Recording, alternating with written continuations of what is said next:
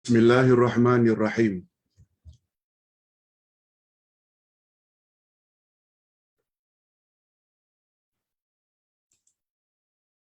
Alhamdulillah nahmaduhu wa nasta'inuhu wa nastaghfiruh.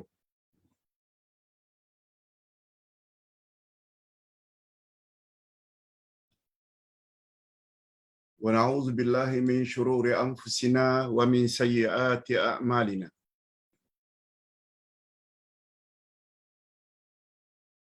May yahdihillahu fala mudilla lahu wa may yudlil fala hadiya lahu. Asyhadu an la ilaha illallah wahdahu la syarika lahu wa asyhadu anna Muhammadan abduhu wa rasuluhu la nabiyya ba'da.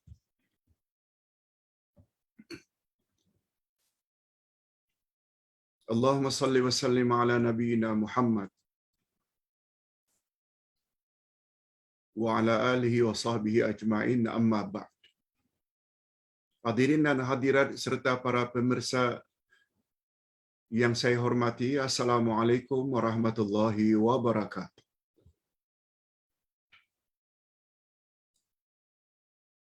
Alhamdulillah, kita bersyukur kehadiran Allah Azza wa Jalla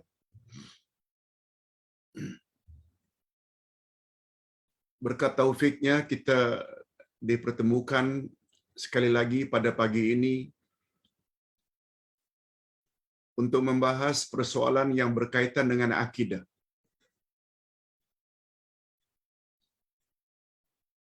Berdasarkan buku Akidah Jilid 3, Akidah Ahlus Sunnah wal Jamaah Jilid 3, bermula dari halaman 129, yang akan membahas tentang Murji'ah.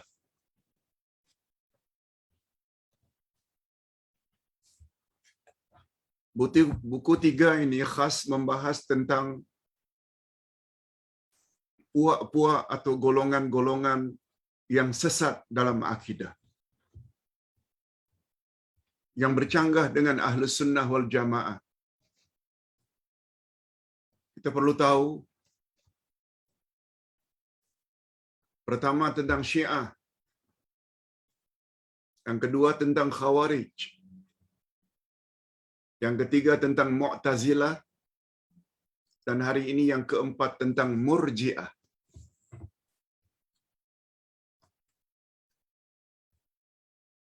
Besar kemungkinan mereka yang mengaku Ahlus Sunnah wal Jamaah sebenarnya mereka Syiah. Mereka yang mengaku Ahlus Sunnah wal Jamaah sebenarnya mereka Khawarij. Mereka yang mengaku dirinya Ahlus Sunnah wal Jamaah sebenarnya mereka Mu'tazilah. Juga ada kemungkinan mereka mengaku Ahlus Sunnah wal Jamaah sebenarnya mereka Murji'ah. Bila ditanya apa sebab? Sebab kurang ilmu. Tak mau belajar, tak mau baca, sehingga mereka gagal. Tak mampu membezakan mana Ahlus Sunnah yang sebenar, mana Syiah.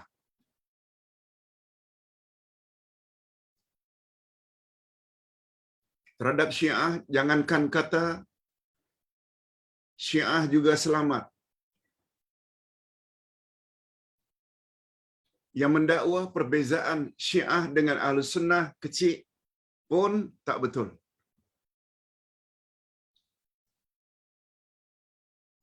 Sila lihat dalam buku ini 12 akidah sesat Syiah. Khawarij, Mu'tazilah yang lebih mengutamakan akal daripada nas Quran dan Sunnah. Berapa banyak? Semua mereka mengaku Ahlus Sunnah wal Jamaah. Okey, ketiga-tiga puak sesat itu kita telah dedahkan dengan seluas-luasnya.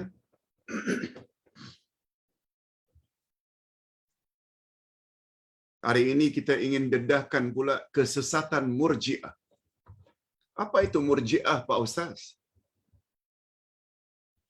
Sebelum Ustaz lupa, Ustaz sangat anjurkan para jamaah semua tanpa kecuali dengar kuliah subuh pagi tadi. Ustaz bahas tentang 5 makna asyhadu.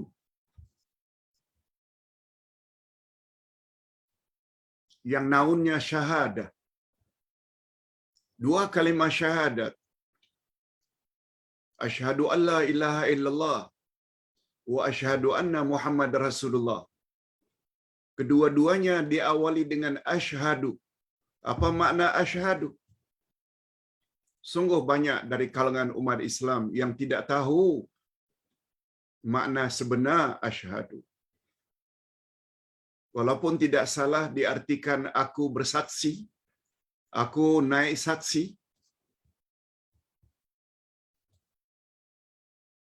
Betul, aku naik saksi. Tiada Tuhan yang berhak disembah melainkan Allah. Aku naik saksi. Sesungguhnya Muhammad Rasulullah. Betul, terjemahan itu. Tapi apa makna aku naik saksi? Barangkali bagi setengah umat Islam lebih clear bila ditanya apa makna aku naik taksi. Taksi. Tidak naik lori, tidak naik bas, tidak naik MRT. Aku naik taksi, yes. Tapi bila ditanya apa makna aku naik saksi, kabur. Pagi tadi Ustaz dedahkan selama 1 jam makna asyhadu. Ada 5 maknanya. Sudah dengar baik-baik. Ajak pasangan, anak cucu, ibu bapa, kaum kerabat dengar makna asyhadu. Sebab asyhadu itu bahasa Arab. Kita mesti ambil daripada makna menurut bahasa Arab. Okey, Ustaz tidak bermaksud untuk menjelaskannya sekarang. Cukup memberi isyarat wajib baca. Kalau ingin menjadi Muslim, Muslimat yang berada di atas siratal mustaqim. Okey, kembali kepada persoalan. Apa itu Murji'ah, Pak Ustaz? Yang juga termasuk salah satu golongan yang sesat, yang bakal masuk neraka, kata Nabi. Bukan kata Ustaz, kata Nabi. Pertama sekali kita ingin tahu sejarah kelahiran Murji'ah. Aliran ini munculnya bila? Bukan akhir-akhir ini, bukan. Dia muncul sejak di zaman sahabat lagi.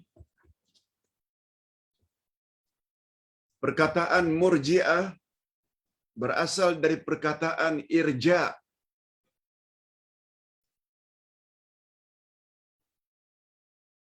Irja pula maknanya takhir, menangguhkan. Jadi Murji'ah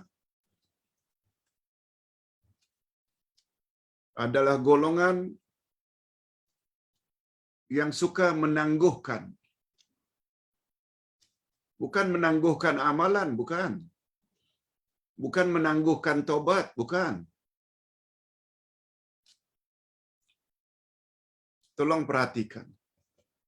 Jadi golongan Murji'ah adalah puak yang suka menangguh-nangguhkan segala jenis hukuman. Segala jenis hukuman. Mereka suka menangguh-nangguhkan.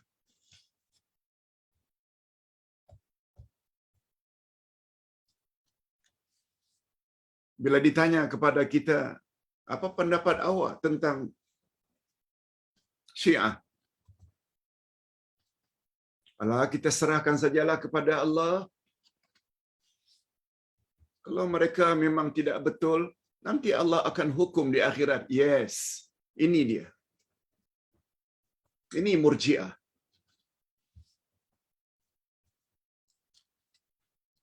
Apa hukum Khawarij, orang yang suka mengkafir-kafirkan orang?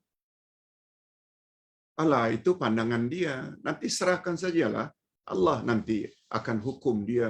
Kalau dia bersalah, tidak memberi satu sikap. Sepatutnya bila itu tak betul akidahnya, katakan tak betul. Andai katakan betul, betul lah. Ini tidak. Mungkin dalam bahasa harian kita di Malaysia, orang yang senantiasa berada di atas pagar, tidak mau memihak kepada kebenaran. Andai kata yang salah pun dikatakan, tak, jangan katakan orang kafir itu masuk neraka, nanti biarlah Allah yang hukum dia di akhirat. Itu ada ciri-ciri Murji'ah. Kita teruskan. Murji'ah muncul pada awal pertama Hijrah, abad pertama Hijrah. Maknanya 100 tahun pertama dah muncul Murji'ah. Setelah berlakunya kekacauan atau kucar-kacir dalam pemerintahan Islam pada zaman itu, terutama pada zaman Osman dan Ali. Betul tak Osman dan Ali adalah sahabat Nabi? Sejak itu dah mula kacau. Khasnya setelah terjadi pembunuhan terhadap Osman, muncul Syiah. Zaman Ali muncul Khawarij. Dan pada zaman itu juga muncul Murji'ah.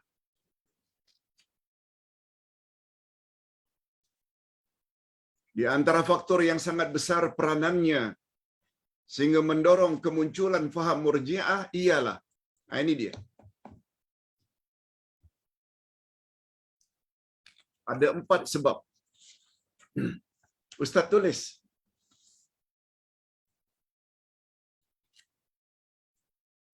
Pertama, munculnya kaum Syiah yang menyalahkan bahkan mengkafirkan orang-orang yang merebut kedudukan khalifah daripada Sayyidina Ali radhiyallahu anhu. Mereka menentang Abu Bakar, mereka menentang Umar, mereka menentang Osman.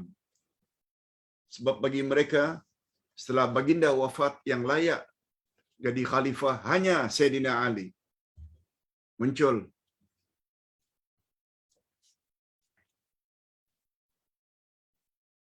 Berkat kemunculan itu, muncul Murji'ah. Yang kedua, kemunculan Khawarij. Mereka menghukum Muawiyah kafir karena melawan khalifah yang sah, yaitu Sayyidina Ali. Kedudukan Muawiyah di Damsyik, Syria hari ini. Mereka juga menghukum Sayyidina Ali kafir. Bukan saja Muawiyah, Ali juga kafir, yang perlu dibunuh karena menerima tahkim dalam peperangan Siffin. 2 penyebab Murji'ah muncul. Siapa Murji'ah?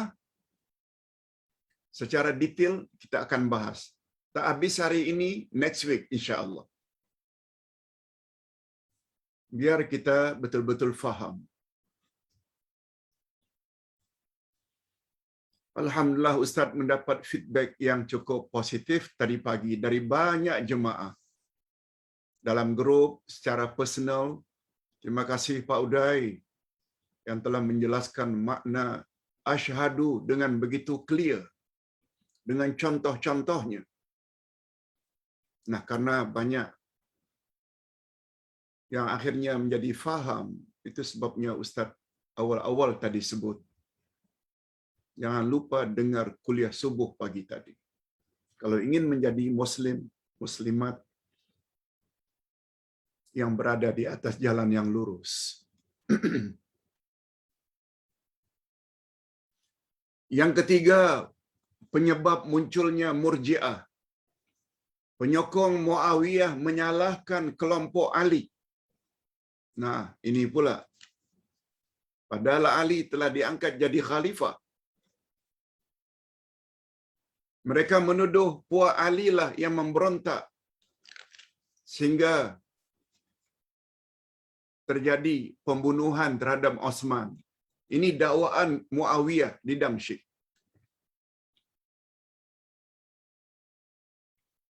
Yang keempat, sebahagian penyokong Ali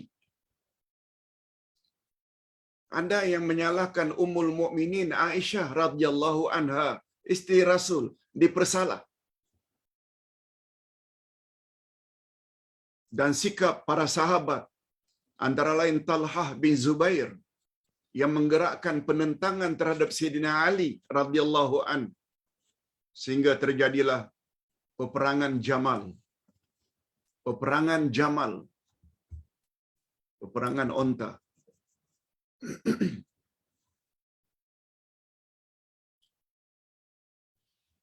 Kita baru bercakap tentang sejarah kemunculan Murji'ah.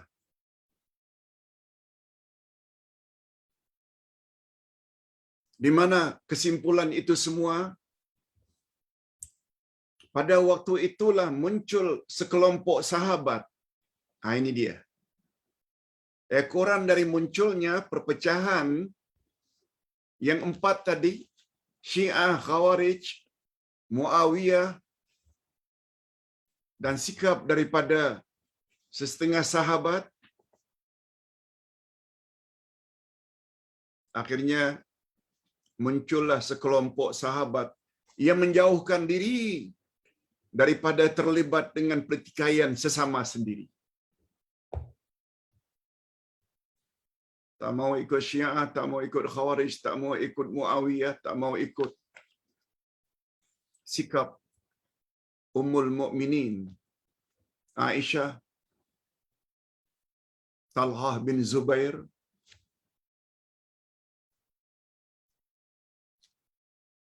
Mereka menjauhkan diri dari keempat-empat kelompok tadi.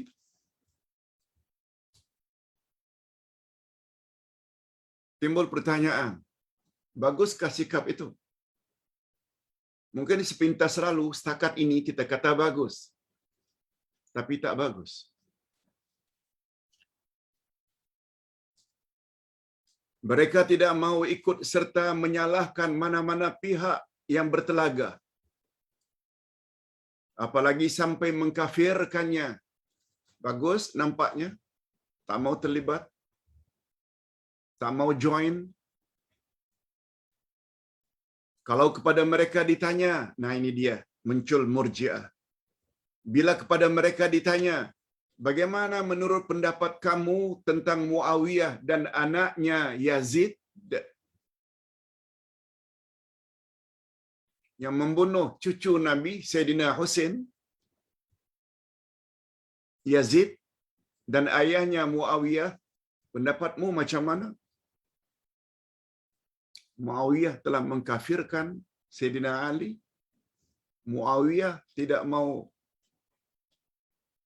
mengakui kesahihan Khalifah Sayyidina Ali, padahal itu telah dipilih. Coba dengar apa jawab mereka. Kita tangguhkan saja jawabannya, sehingga sampai di hadapan Allah di hari berhisab nanti. Kita tangguhkan saja. Muncul istilah Murji'ah. Di sana kita akan tahu siapa yang benar dan siapa yang salah. Dia tidak melihat. Yang menentang Sayyidina Ali yang telah dipilih sebagai khalifah secara ijma' itu suatu kebenaran. Dan dia tidak melihat sikap Muawiyah menentang itu sebagai suatu kesalahan. Allah, kita tangguhkan saja, kita serahkan pada Allah.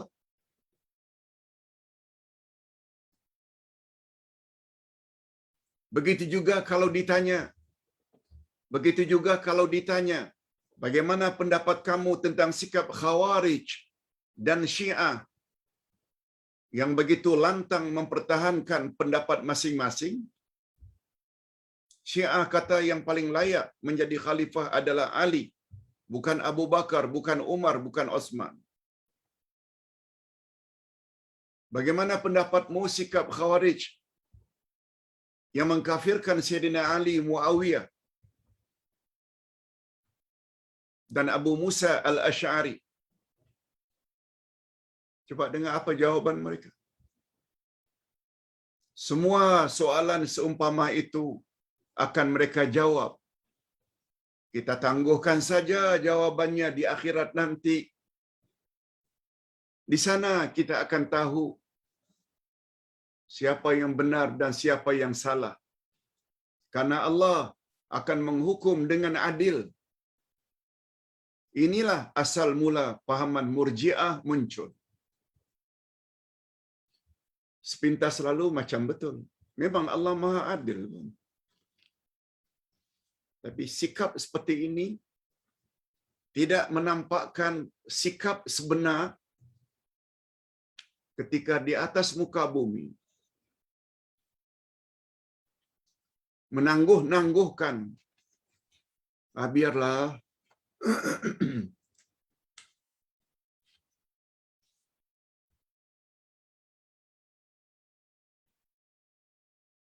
sebagaimana sikap tanpa disadari. Si fulan buat bid'ah, selawat bid'ah yang di dalamnya ada unsur syirik. Alah biarlah,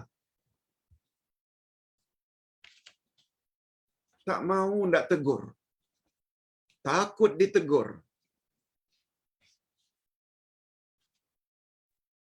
Kita serahkanlah kepada Allah, walaupun tidak datang dari Nabi, mungkin itu bid'ah hasanah.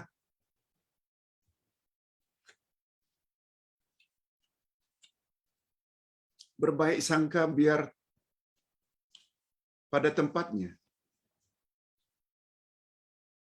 Memang berbaik sangka itu suka. Maksud Ustaz, memang baik sangka itu baik. Jangan buruk sangka. Tapi ustaz-ustaz yang menyampaikan ajaran salawat ini, zikir ini, fadilatnya ini, disambut oleh Nabi nanti ketika dia masuk kubur tanpa membawa dalil. Kita mesti berbaik sangka, mungkin betul bercakap perkara gaib yang bukan datang dari Allah dan Rasul. Kita kata mungkin betul. Itu berbaik sangka yang tidak pada tempatnya.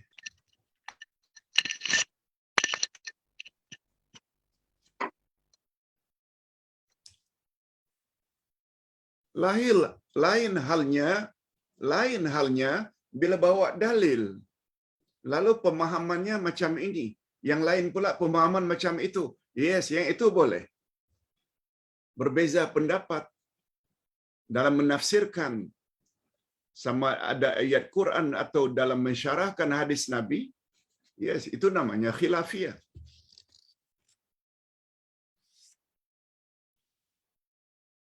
Ayat Quran yang menyebut tentang batalnya wudu karena sentuhan. A'udzubillahi minasyaitonirrajim. Aw lamastumun nisa. Salah satu perkara yang boleh membatalkan wudu adalah menyentuh wanita. Sebahagian mengatakan sentuhan di sana dengan makna jima', bergaul, bersetubuh. Sebab bunyinya la mastamun nisa, la mastumun nisa, la masa. Dengan makna al-musyarakah, saling sentuh menyentuh. Itu kiasan bagi jima. Setengah ulama pula dengan makna sentuhan biasa. Yes, ini khilaf. Yang mengatakan dengan makna jima, sebab Nabi pernah beruduk. Lalu beliau cium Aisyah radhiyallahu anha, beliau langsung salat. Rumah Rasul kecil. Bila salat tahajud, witir, kadang-kadang tersentuh kaki atau tangannya Aisyah. Beliau terus. Sentuhan seperti itu ada dalilnya bahwa itu tidak membatalkan wudu. Namun demikian kita berlapang dada sajalah, yang mengatakan batal ambillah wudu. Yang mengatakan tidak batal dalilnya juga kuat. Yes, khilaf macam ini tak mengapa. Tapi tidak ada dalil langsung lalu berbaik sangka, itu berbaik sangka yang tidak pada tempatnya. Kita kena ingat segala perkara ghaib, fadilat ini, baca selawat ini sama dengan membaca Al-Quran 60 kali khatam. Ini fahaman Tijani.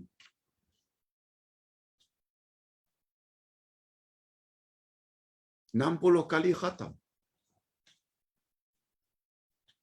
Bila baca selawat ini, awak murah rezeki. Hati-hati. Okey. Itu tentang sejarah munculnya Murji'ah. Sebab pada zaman itu terjadi kekacauan. Bagaimana sikap anda tentang perbalahan antara sesama Muslim hari ini?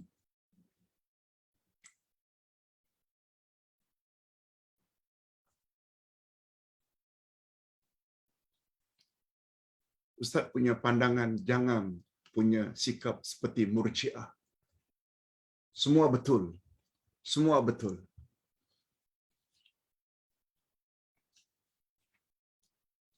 Bagi mereka yang nyata-nyata akan membinasakan negara ini, menyerahkannya kepada orang kafir untuk menjadi pemimpin, kita mesti ada prinsip yang tegas. Jangan bersama kelompok tersebut.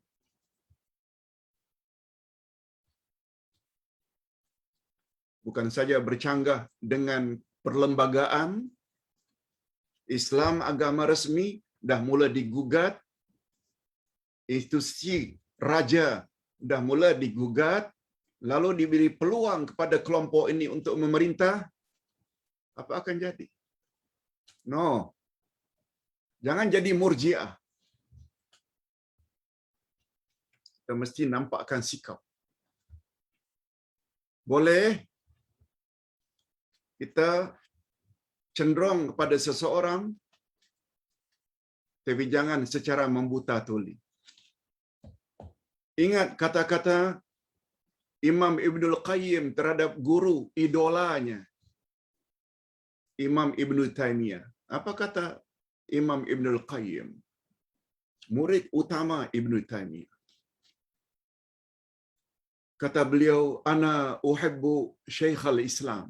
Saya sangat cinta, sayang kepada Syekhul Islam, guruku Ibnu Taimiyah. Walakinnal haqq ahabbu ilaihi minhu. Tapi kebenaran aku lebih cintai daripada beliau. Ini sikap yang betul. Jangan sampai mengidolakan seseorang lalu jadi pak turut saja sampai akhirnya negara musnah, agama musnah, No. Itu bercanggah dengan agama. Hadirin dan hadirat rahimakumullah. Tanpa disadari, Ahlus Sunnah jadi Murji'ah.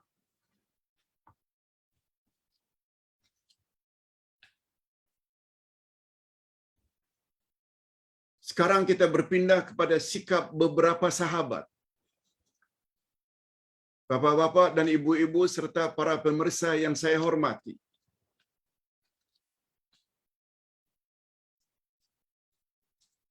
Betul tak zaman sahabat adalah zaman yang terbaik? Tapi hati-hati. Bukan semua sahabat kita perlu ikuti.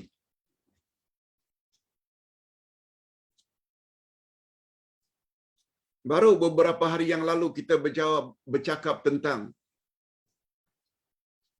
adab-adab dalam pergaulan. Bila kita menerima satu berita dari orang fasik, hendaklah tabayyanu, kena cek dahulu. Tahu sejarah mengapa ayat itu turun? Ayat 6 surat Al-Hujurat. Orang-orang beriman, apabila datang kepadamu seorang yang fasik, jangan langsung percaya, tapi hendaklah kamu tabayyun. Cek dulu sampai di mana kebenarannya. Betul tak dia ada kaitannya dengan Al-Walid bin Uqbah yang diutus oleh Nabi untuk mengumpul zakat yang dikumpul oleh Al-Harith dari penduduk Bani Quraizah. Maaf, dari penduduk satu suku. Ustaz lupa nama suku itu, dari orang Arab.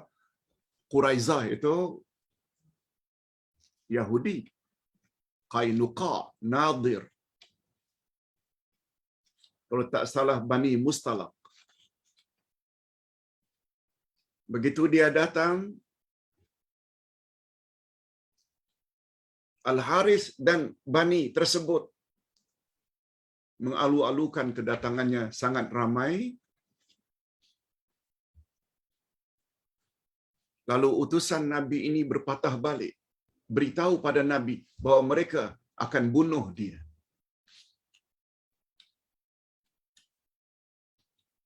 Sahabat Nabi, Al-Walid bin Uqbah, sahabat Nabi. Tapi ada juga yang fasik, sanggup berbohong pada Nabi.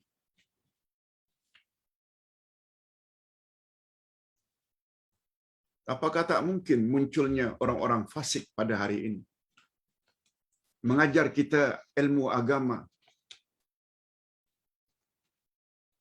padahal tidak ada asasnya dan dalilnya dari Quran dan Sunnah. Kita terus berbaik sangka. Takkan ustaz itu salah ajar. Dia kan ustaz. Dia banyak pengikutnya. Serbannya besar. Janggutnya panjang. Bukan itu ukuran kebenaran.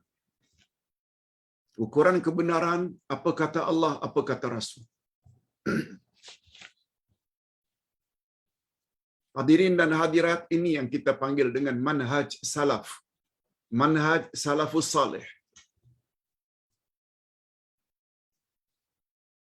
Nah, sekarang kita ingin tahu bagaimana Pak Ustaz sikap beberapa sahabat. Okey. Sebenarnya pahaman di atas telah wujud sejak zaman sahabat lagi.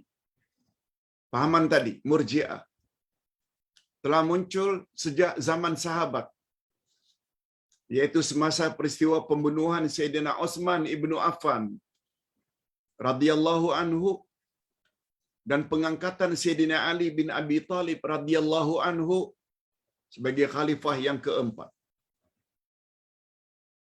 Murji'ah muncul ketika itu. Segelintir sahabat telah menjauhkan diri dari kemelut tersebut.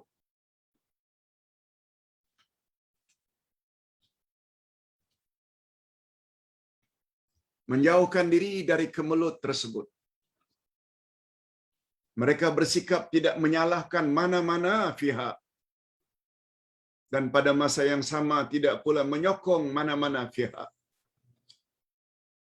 Ini dia muncul. Sepintas lalu macam betul. Malahan ada di antara mereka yang keluar meninggalkan kota Madinah karena ingin menjauhkan diri dari kancah politik yang dianggap tidak menentu itu.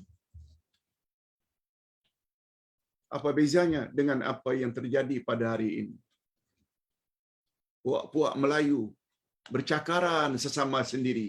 Orang kafir tepuk tangan. Apakah kita akan keluar ramai-ramai dari Malaysia? No. Walaupun itu sikap setengah sahabat. Tak betul cara itu.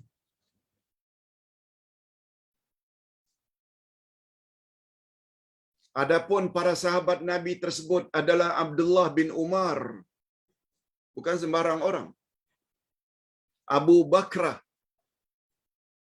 Imran bin Husain, Muhammad bin Saleh, Sa'ad bin Abi Waqqas, Osman bin Zaid, Hasan bin Thabit, dan Abdullah bin Salam. Mereka tidak membaiat atau mengangkat Sayyidina Ali bin Abi Talib sebagai khalifah karena hendak menjauhkan diri daripada arena politik yang kacau bilau. Dan mereka juga tidak menyokong Muawiyah. Ali tidak, Muawiyah tidak. Tidak memberi pendirian atau sikap. Mereka bersandar kepada sebuah hadis. Hadis itu sahih, betul? Yang diriwayatkan oleh Imam Bukhari dan Muslim dari Abi Bakrah. Ini hadisnya. Mereka mengambil sikap demikian, tak mau menyokong ini, tak mau menyokong itu, berdasarkan hadis ini.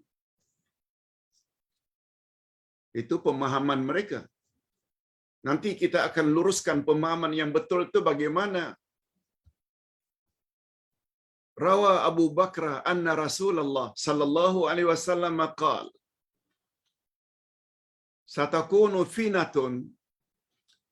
satakunu fitanun al-qa'idu fiha khairun minal mashi fiha wal mashi fiha khairun minas sa'i ilaiha ala fa idza nazalat aw waqa'at wa man kana lahu ibilun falyalhaq bi ibilih wa man kanat lahu ghanamun falyalhaq bi ghanamih wa man kanat lahu ardun falyalhaq bi ardihi qala rajulun ya Rasulullah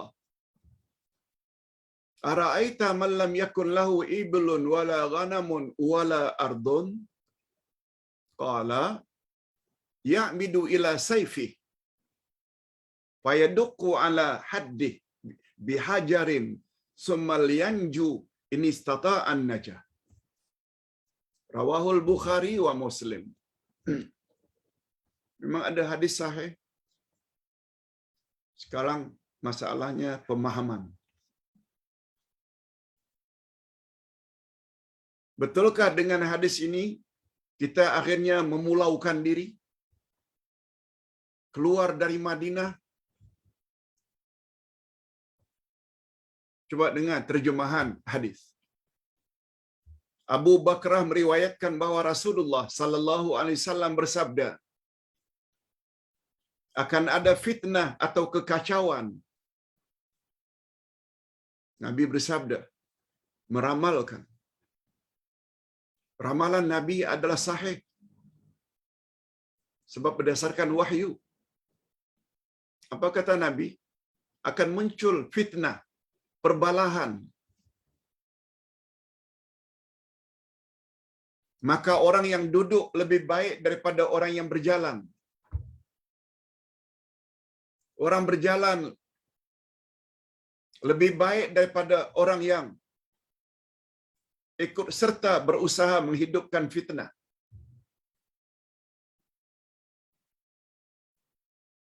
Orang duduk lebih baik daripada orang berjalan. Orang yang berjalan lebih baik daripada orang yang bekerja keras menyebarkan fitnah. Ketahuilah, apabila terjadi fitnah itu, kata Nabi, maka tidak ada yang mempunyai onta. Maka siapa yang mempunyai onta, hendaklah ia kembali kepada ontanya. Mengembala sajalah ke padang pasir. Siapa yang mempunyai kambing, hendaklah kembali kepada kambingnya. Maknanya, pergi sajalah jauh-jauh ke padang pasir. Siapa yang mempunyai tanah, maka hendaklah ia kembali kepada tanahnya. Maknanya bercocok tanamlah. Jangan pedulikan itu semua.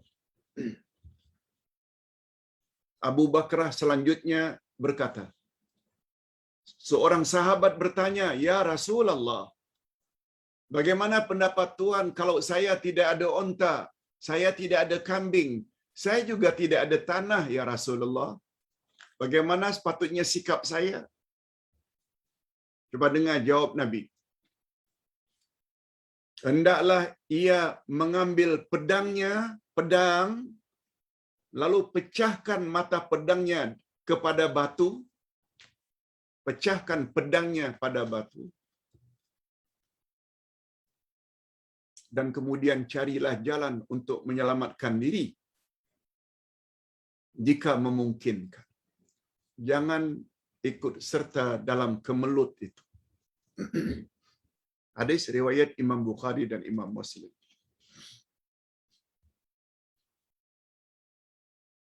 Cuma dengan apa komen para ulama.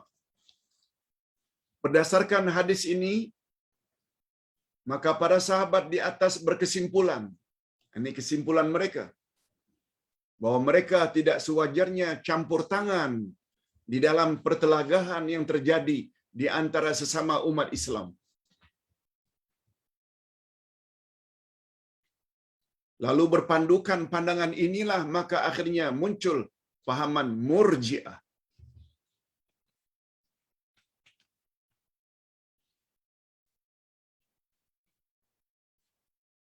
Apakah kita perlu ikut jejak langkah seperti ini?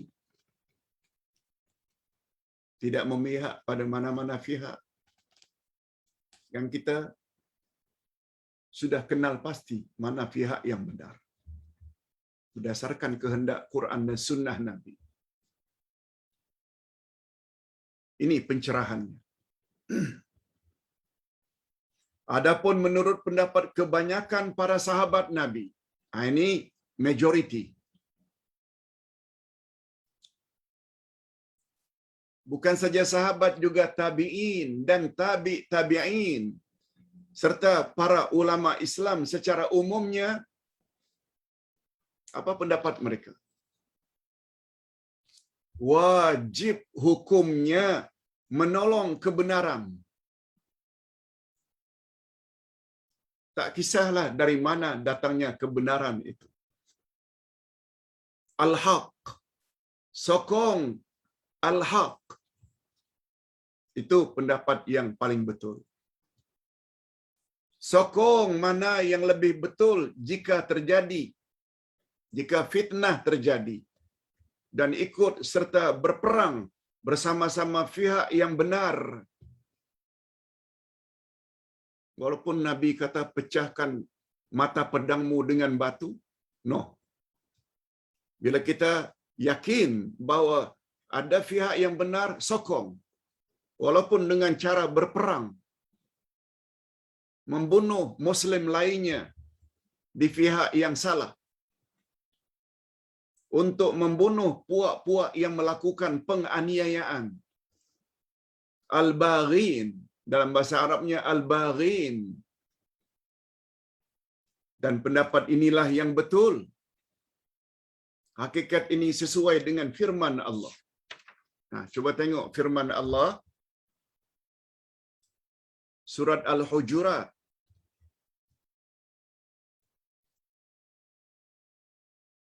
ayat 9. Surat Al-Hujurat ayat 9. Coba tengok.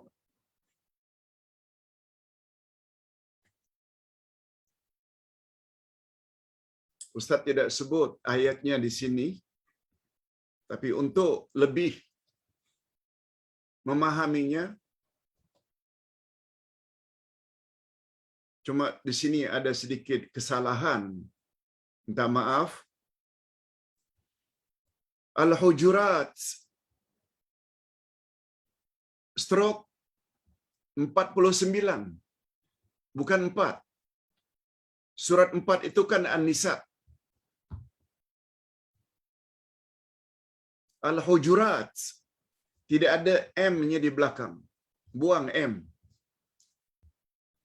Al-Hujurat berakhir dengan T, stroke 49, bukan 4.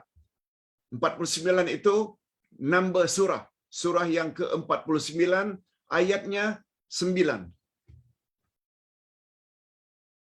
Coba dengar baik-baik bunyi ayat. Ini hanya terjemahan.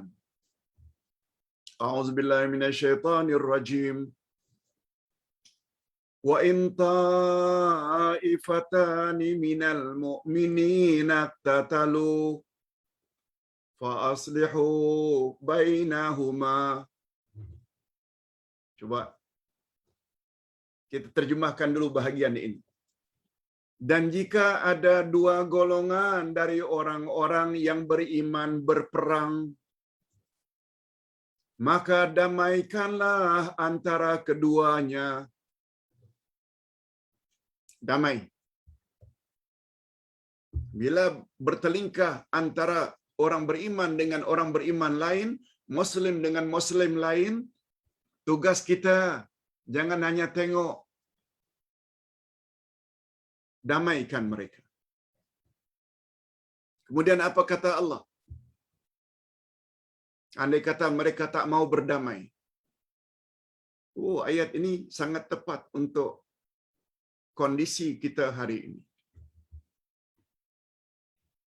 Fa in baghat ihdahuma 'alal ukhra faqatilul lati tabghi hatta tafi'a ila amrillah. Jika salah satu dari kedua golongan itu berbuat aniaya, buat zalim terhadap golongan yang lain, maka perangilah golongan yang berbuat aniaya itu, sehingga golongan itu kembali kepada perintah Allah.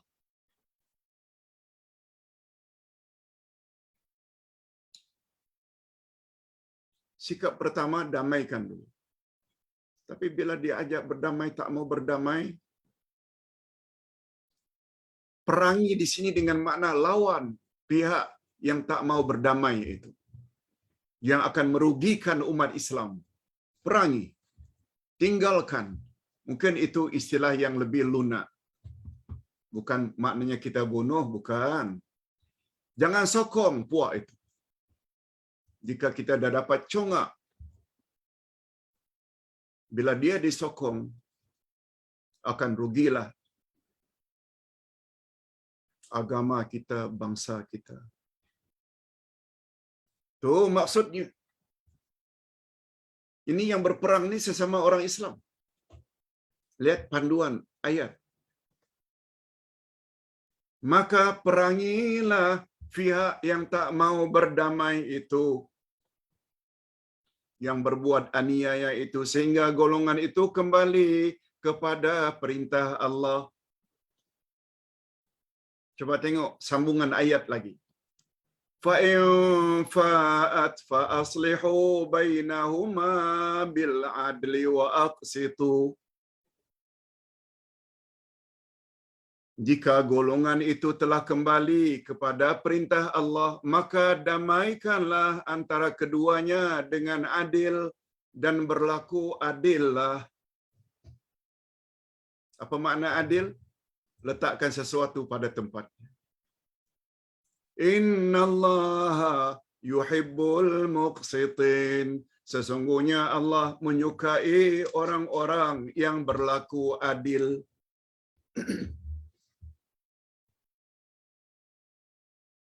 Hadirin dan hadirat rahimakumullah. Ustaz ingin betulkan surat Al-Hujurat stroke atau garis miring 49, bukan 4. Baru titik 29, itu ayat. Coba dengar apa kata ulama tafsir tentang ayat ini. Imam At-Tabarani, Ibnu Jarir At-Tabarani, dalam tafsirnya, kitab tafsir, Tafsir Tabari, Tafsir At-Tabari. Ibnu Jarir At-Tabari, itu nama pengarangnya, dan nama tafsirnya Tafsir At-Tabari.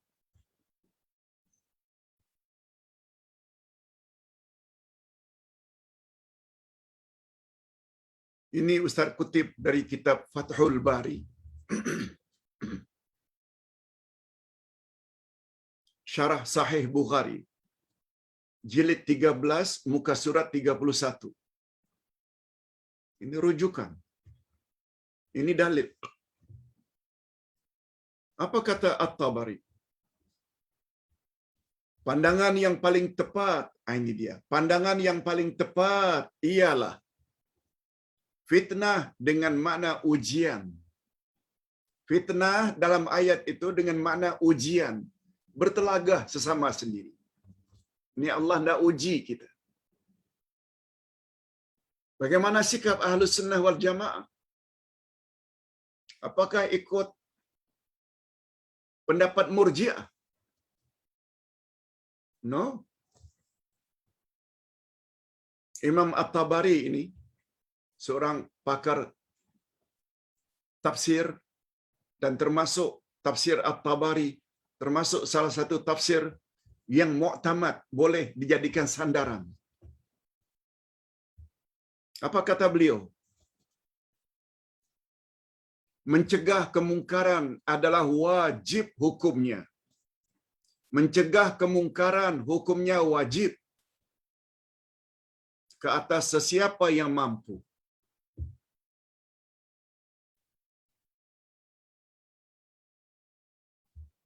Sebagaimana Ustaz sebut pada mukaddimah ceramah semalam, hari Sabtu. Bila orang buat bid'ah, bila orang buat syirik khurafat, betul tak itu semua adalah kemungkaran yang dilarang oleh Allah, dilarang oleh Rasul?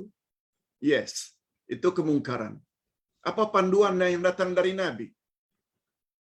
Dalam hadis sahih disebut, man ra'a minkum munkaran falyughayyirhu biyadihi wa man lam yastati' fa bilisani wa man lam yastati' fa biqalbi wa dzalika adhaful iman.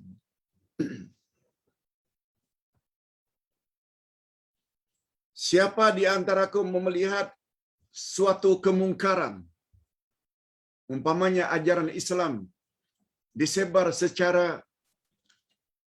sesuka hati tanpa merujuk pada dalil Quran dan Sunnah, itu kemungkaran. Hendaklah kamu robah, hentikan dengan tanganmu. Tangan maknanya kuasa. Tangan maknanya power. Tangan maknanya authority. Wa man lam yastati' fa bilisani. Siapa yang tidak ada power, tak ada authority,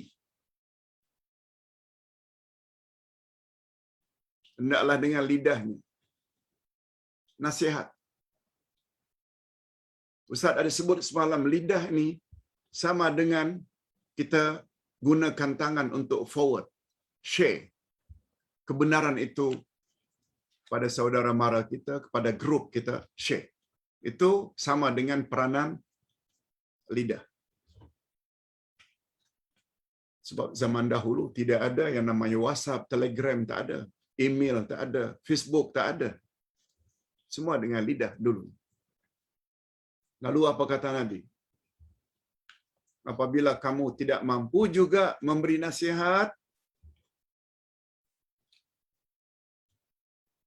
hendaklah kamu ingkari dengan hati.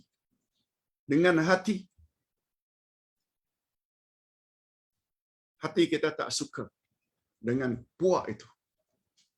Cuma kata Nabi, cara yang terakhir menolak kemungkaran itu dengan hati, adhaful iman. Itulah iman yang paling lemah. Oleh sebab itu, pandangan Uday, andai kata nyata-nyata golongan tertentu itu di pihak yang salah, bukan diingkari, walau dengan hati malah disokong, maknanya tak ada iman langsung. Kita benci saja dengan hati, tidak dengan power, tidak dengan lisan, dengan hati saja, itu kata Nabi selemah-lemah iman. Sekarang kita sokong pula. Itu maknanya tidak ada iman langsung. Bukan lemah lagi, tak ada langsung. Bila kebatilan itu disokong. Hadirin dan hadirat rahimakumullah. Ini yang Ustaz maksudkan, kita mesti ada satu sikap. Cuma tidak memiliki sikap memihak kepada kebenaran, mestilah ada knowledge. Mestilah faham agama. Ayat Quran cakap macam mana, hadis cakap macam mana. Sikap kita hendaklah dibentuk oleh Quran dan Sunnah. Bukan dengan nafsu, bukan.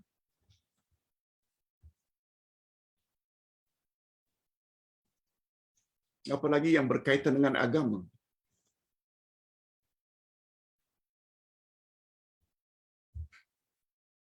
Barangkali kita pernah dengar hak Muslim terhadap Muslim yang lain ada 6.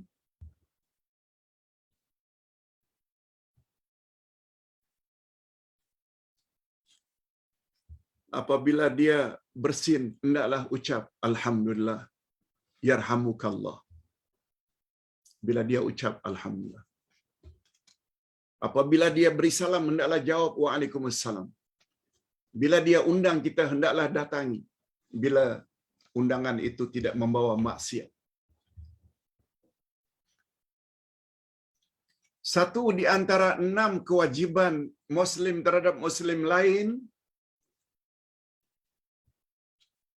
iza stansahaka fansah lahu.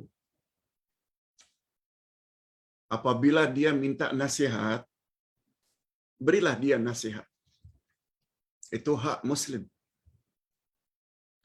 Cuma Ustaz tak beritahu apa kata Imam An-Nawawi ketika menjelaskan makna ayat itu.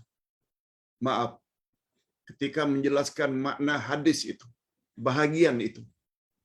Iza stansahaka fansah lahu. Bila Muslim lain minta nasihat kepadamu, hendaklah kamu beri nasihat.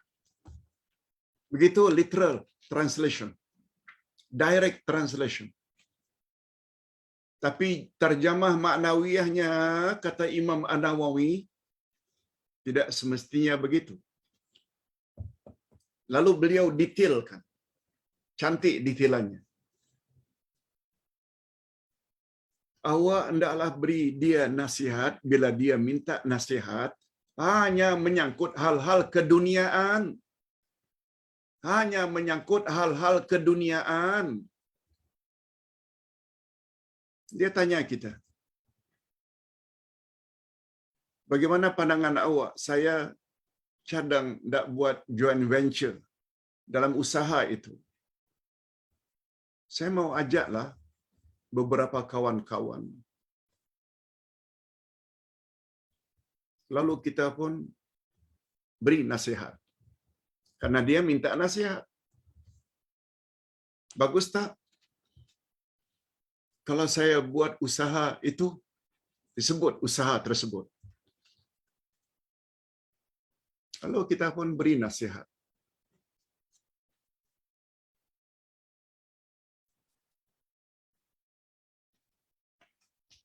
Bila itu menyangkut hal-hal keduniaan, kita baru beri nasihat bila orang Muslim lain itu minta nasihat. Iza stansahaka. Dari kata nasihat. Tapi diawali dengan alif sinta. Maknanya memohon, meminta nasihat. Tetapi kata Imam An-Nawawi. Ingat kata Imam An-Nawawi. Bila kita lihat seseorang melakukan perkara bercanggah dengan agama, kita hendaklah tegur. Jangan tunggu dia minta nasihat. Bila kita lihat seseorang dalam masjid salat, rukuk, i'tidal, sujud, tidak ada tumak nina. Kita tengok dia sujud rata lengan ini dengan sejadah macam duduknya anjing. Jangan tunggu dia minta nasihat. Nasihat sebab itu menyangkut persoalan agama. Wajib awak beri nasihat. Tentu saja dengan cara bijak, jangan depan orang, dengan bahasa yang lembut.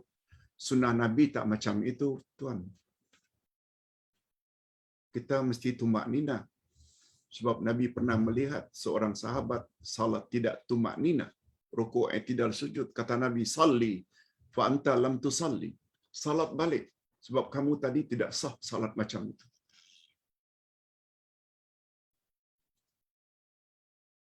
Nabi tegur sahabat. Bukan sahabat itu minta nasihat. Nah, karena itu menyangkut masalah sah tak sahnya satu salat. Ustaz ulang. Memang hak Muslim terhadap Muslim yang lain, bila dia minta nasihat, kita kena beri nasihat. Yes. Tapi kata Imam An-Nawawi, bila itu menyangkut perkara agama, tak perlu orang tersebut minta nasihat. Kalau kita tahu, dia itu mengamalkan salawat-salawat tertentu yang tidak datang dari Nabi, apalagi di dalamnya ada unsur syirik dan kufur, tegur. Masalah dia mau ikut tak ikut, itu urusan dia dengan Allah. Yang penting, kita tegur. Mudah-mudahan ada manfaatnya. Sedikit lagi. Maaf, masa dah habis, dah melebihi 2 minit. Tinggal 7 baris saja lagi. Apa kata Imam At-Tabari? Mencegah kemungkaran adalah wajib hukumnya ke atas sesiapa yang mampu. Tadi kita dah detailkan. Bila mampu dengan authority, dengan kuasa. Tak mampu dengan lidah, tak mampu dengan hati. Tetapi tidak menyokong dengan hati saja, itu selemah-lemah iman. Siapa yang menolong orang yang benar, siapa yang menolong orang yang di pihak yang benar, al-muhiq, maka dia berada pada pihak yang benar. Dan siapa yang menolong orang yang bersalah, al-mukhti, dia sokong pula, maka dia berada pada pihak yang salah. Tetapi jika samar-samar kedudukannya, puak-puak tersebut, yaitu al-ishkal, bercampur baur, maka itulah keadaan yang kita dilarang mencampurinya. Sebagaimana yang terkandung di dalam hadis di atas. Yes, itu makna hadis. Bila ternyata pihak mana yang betul, mana pihak yang salah, kita samar-samar. Yes, ketika itu baru. Jangan memihak ke mana-mana. Hadirin dan hadirat, kita tangguh sekali lagi. Pelajaran Ahad yang akan datang sangat penting. Sebab dia akan menyentuh akidah Murji'ah. keyakinan Murji'ah yang kita bimbang pada diri kita kalau ada akidah tersebut. Minggu hadapan kita jumpa lagi insya-Allah. Mudah-mudahan apa yang kita sampaikan pagi ini, termasuk kuliah subuh pagi tadi, juga kuliah pagi ini, sangat mustahak untuk kita fikir. Alhamdulillahirabbil alamin. Wassalatu wassalamu ala asyrafil anbiya'i wal mursalin wa ala alihi wa sahbihi ajma'in. Rabbana ighfir lana dzunubana wa liwalidina warhamhum kama rabbawna shighara. Rabbana hab lana min azwajina wa dzurriyyatina qurrata a'yun waj'alna lil muttaqina imama. Ya Allah, ampunkanlah dosaku dan dosa kedua ibu bapakku, dan cucurilah mereka rahmat-Mu ya Allah, sebagaimana mereka telah didik kami sejak dari kecil. Ya Allah, berilah kami pasangan hidup dan zuriat keturunan yang menyedapkan pandangan mata dan hati kami, dan jadikanlah kami pemimpin bagi orang-orang yang bertakwa. Ya Allah, di celah-celah pembahasan tentang golongan Murji'ah, sungguh banyak pengajaran dapat kami ambil. Oleh sebab itu, perlihatkanlah kepada kami kebenaran akan kebenarannya, dan berilah kami kekuatan untuk menyokong setiap kebenaran tanpa mengira dari mana datangnya. Sebaliknya, ya Allah, perlihatkanlah kepada kami kebatilan akan kebatilannya, dan beri kami kekuatan untuk menjauhkan diri daripada kebatilan dan kesesatan tersebut. Allahumma khtim lana bihusnil khatimah wa la takhtim alaina bisu'il khatimah. Allahumma rfa' 'anna al-bala' wal waba' wa COVID-19 min biladina wa bilad jiranina wa khasatan min aqribaina wa zurriyatina fi kulli makan. Ya Allah, angkatkanlah bala, wabak dan COVID-19 dari negara kami dan negara-negara jiran kami, khasnya daripada saudara mara kaum kerabat kami, tak kira di mana mereka berada.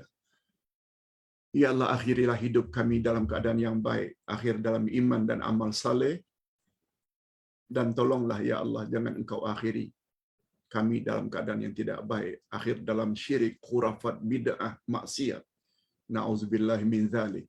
Wa sallallahu ala nabiyyina Muhammad wa ala alihi wa sahbihi ajma'in. Walhamdulillahirabbil alamin. Assalamualaikum warahmatullahi wabarakatuh. Subhanakallahumma wa bihamdik, asyhadu an la ilaha illa anta astaghfiruka wa atubu ilaik. Assalamualaikum warahmatullahi wabarakatuh.